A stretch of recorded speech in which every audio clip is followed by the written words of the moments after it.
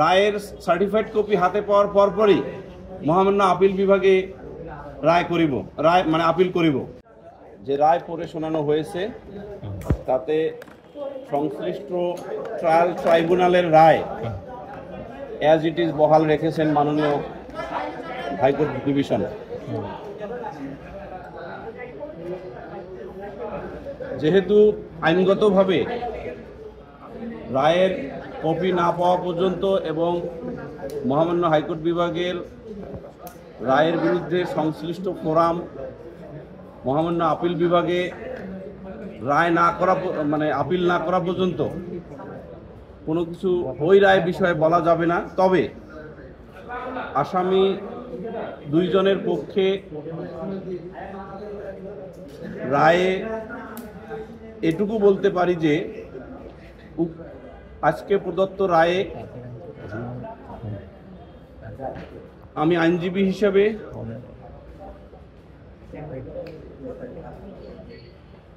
সংক্ষুব্ধ এবং আমি মনে করি যে ন্যায় বিচার যেটা প্রত্যাশা করেছিলাম সেই প্রত্যাশা অনুযায়ী ন্যায় বিচার আমরা পাইনি। এবং একটি জিনিস পুরো রায়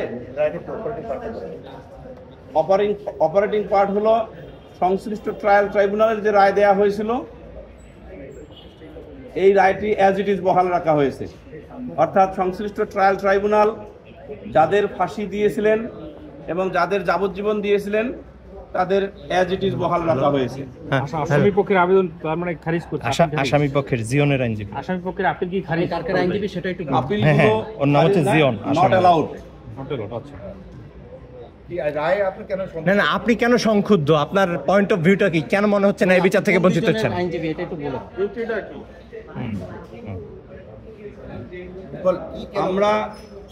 আমি যে দুইজন আসামির পক্ষে যুক্তি দিয়েছিলাম তার মধ্যে প্রধান মোর্শেদ অমর্ত্য ইসলামের ক্ষেত্রে যুক্তি ছিল যে সে এজাহারে নাম ছিল না, তার বিরুদ্ধে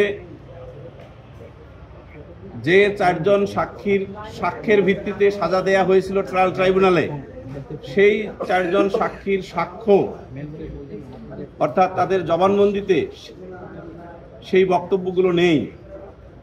ট্রায়াল ট্রাইব্যুনাল অস্তিত্বহীন ডিপোজিশন ইনসার্ট করে রায় দিয়েছিলেন। এই জন্য আমরা এবং 342-এ তার বিরুদ্ধে একটিও ইনক্লুডিং এভিডেন্স নাই। এই কারণে